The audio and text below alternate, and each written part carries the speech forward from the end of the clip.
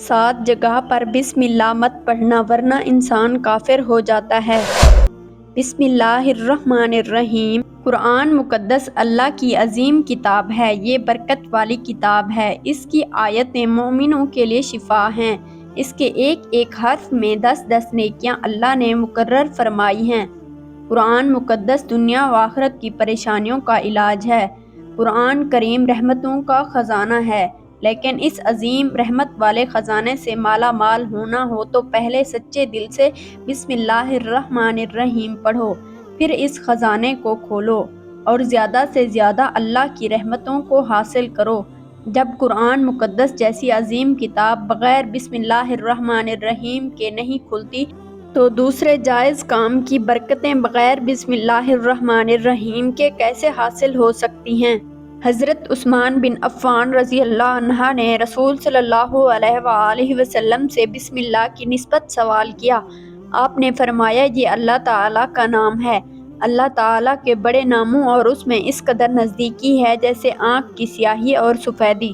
جابر رضی اللہ عنہ فرماتے ہیں، جب یہ آیت بسم اللہ الرحمن الرحیم اتری، بادل مشرق کی طرف چھٹ گئے، ہوائیں ساکن ہو گئی، سمندر ٹھہر گیا، جانوروں نے کان لگا لیے، شیاطین پر آسمان سے شعلے گرے، اور پروردگار عالم نے اپنی عزت و جلال کی قسم کھا کر فرمایا کہ جس چیز پر میرا یہ نام لیا جائے گا اس میں ضرور برکت ہوگی۔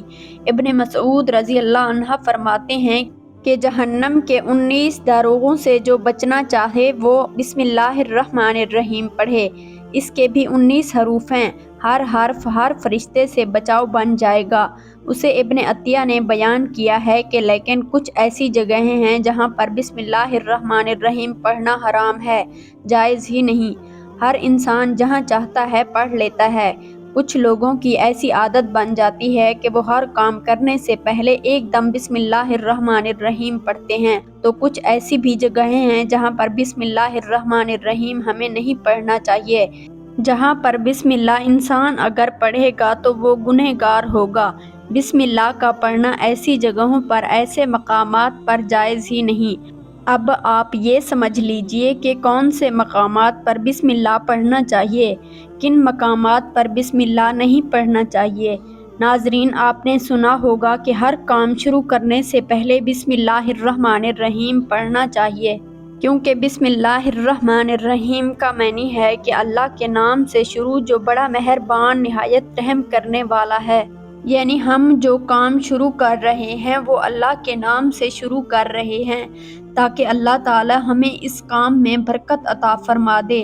اور بسم اللہ پڑھنے کے فائدے بھی بہت زیادہ ہوتے ہیں کہ اگر کوئی انسان کسی کام کو پڑھ کے کرتا ہے تو اللہ تعالیٰ اس کام میں برکت فرماتا ہے، اور یہ سنت بھی ہے۔ حضور صلی اللہ علیہ وآلہ وسلم بہت سارے مقامات پر ہمیں بسم اللہ الرحمن الرحیم پڑھنے کی تاکید فرمائی ہے، اور حضور صلی اللہ علیہ وآلہ وسلم نے بسم اللہ الرحمن الرحیم پڑھنے کا حکم دیا ہے۔ اب اگر آپ کوئی بھی نیک کام شروع کر رہے ہیں، اس نیک کام شروع کرنے سے پہلے بسم اللہ الرحمن الرحیم اگر آپ پڑھ لیں گے تو آپ کی سنت بھی ادا ہو جائے گی، اور اس پہ آپ کو ثواب بھی ملے گا، اور اس کی برکتیں بھی آپ کو ملیں گی۔ اگر آپ نے کسی نیک کام شروع کرنے سے پہلے بسم اللہ پڑھ لیا تو پھر انشاءاللہ اس میں آپ کا نقصان نہیں ہوگا، اللہ تعالیٰ خود آپ کا حامی و مددگار ہوگا، کیونکہ آپ نے اپنے اس کام کو اللہ کے نام سے شروع کیا ہے کہ ہمارا کام تھا کرنا۔ اور بندہ کیا کرتا ہے جو اس کے بس میں ہوتا ہے؟ بندہ تو اسباب اختیار کرتا ہے، اور بندہ کر بھی کیا سکتا ہے؟ بندے کے ذمے صرف اسباب کا اختیار کرنا ہے کہ آپ کسی کام کو کرنے سے پہلے سبب اختیار کریں کہ ہمیں یہ کام کرنا ہے، باقی آپ اللہ کے سپرد کر دیں۔ آپ اپنے کام کو کریں، باقی جو اب آپ کا کام ہے وہ اللہ تعالیٰ کے سپرد کر دیں۔ ایک مرتبہ ایک صحابی آئے، آ کر عرض کیا کہ یا رسول اللہ، میں پریشان ہوں، ہمارے اونٹ کہیں کھو گئے ہیں۔ تو آپ صلی اللہ علیہ وآلہ وسلم نے ان کو یہ بتایا کہ اللہ پر بھروسہ کرو، اور اللہ پہ بھروسہ ہی اصل چیز ہے۔ یہ بولو کہ میں نے اللہ پر بھروسہ کر لیا۔ اللہ پاک کافی بہترین کارساز ہے۔ تو کچھ صحابہ کرام کہنے لگے کہ یا رسول اللہ، ہمیں اللہ کی ذات پر بھروسہ ہے، کیا ہم اپنے اونٹوں کو ایسے ہی چھوڑ دیں؟ اگر ہماری قسمت میں ہوں گے تو ہمارے اونٹ واپس آ جائیں گے، اور مقدر میں نہیں ہوں گے تو چلے جائیں گے، ہمیں اللہ کی ذات پر بھروسہ ہے۔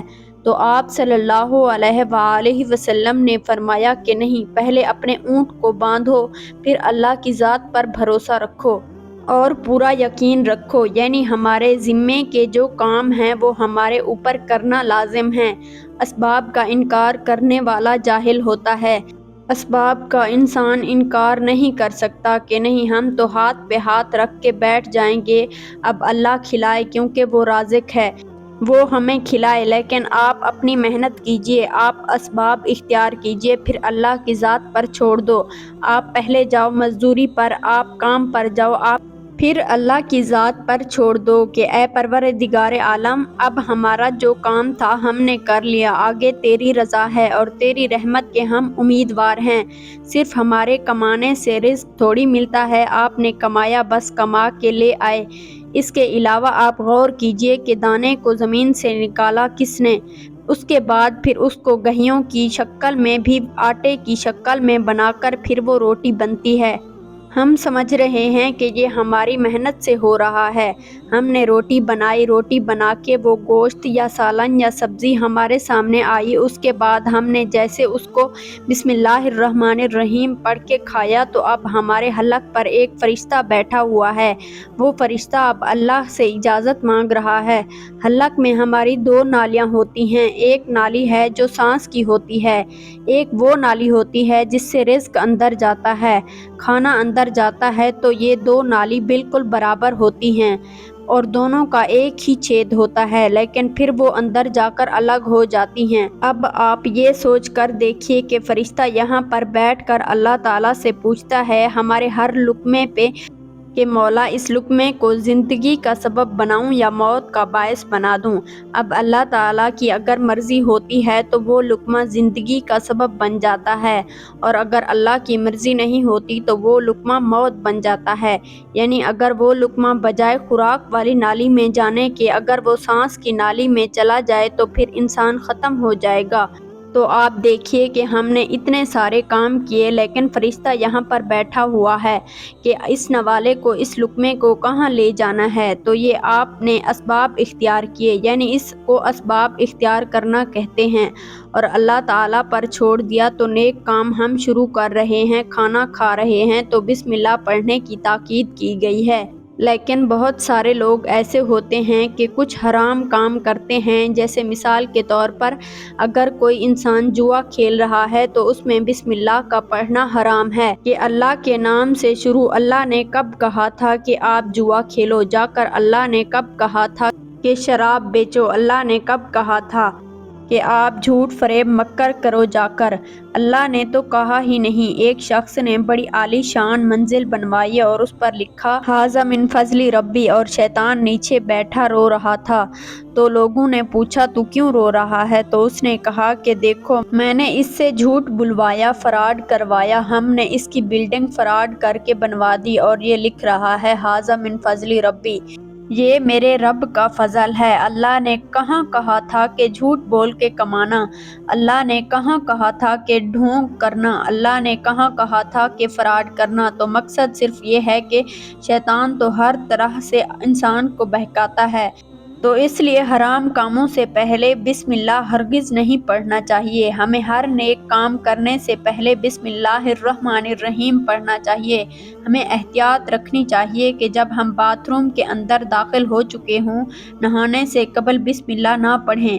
باتھ روم میں جانے سے پہلے ہم بسم اللہ الرحمن الرحیم پڑھیں، اور باتھ روم کے نکلنے کے بعد جب کپڑے پہنیں تو پھر بسم اللہ الرحمن الرحیم پڑھیں۔ اور کوئی انسان کاروبار کرتا ہے، اب اس نے جھوٹ بولا اور پھر اس کے بعد پیسے لیتے وقت بسم اللہ الرحمن الرحیم پڑھا، تو ایسی جگہوں پر جہاں پر حرام کام کوئی بندہ کرتا ہے تو وہاں پر بسم اللہ الرحمن الرحیم نہیں پڑھنا چاہیے، کیونکہ اللہ تعالیٰ نے آپ کو دنیا میں چھوٹ دے رکھی ہے۔ کہ جیسا کرو گے ویسا بھرو گے۔ اللہ سب کو دیکھ رہا ہے کہ کون کیا کر رہا ہے۔ تو جو کچھ ہم کر رہے ہیں صحیح یا غلط، اس کے بعد پھر لوگ کہتے ہیں کہ یہ تو اللہ کی مرضی ہے، لیکن یاد رکھنا کہ یہ اللہ کی مرضی نہیں، اللہ کی اجازت ہے۔ اللہ نے آپ کو اجازت دی ہوئی ہے، بس اللہ نے چھوٹ دی ہوئی ہے کہ کر لو۔ دنیا میں جیسا کرنا ہے اللہ ظالم کو ڈھیل دیتا ہے، لیکن جب پکڑتا ہے تو چھوڑتا نہیں ہے۔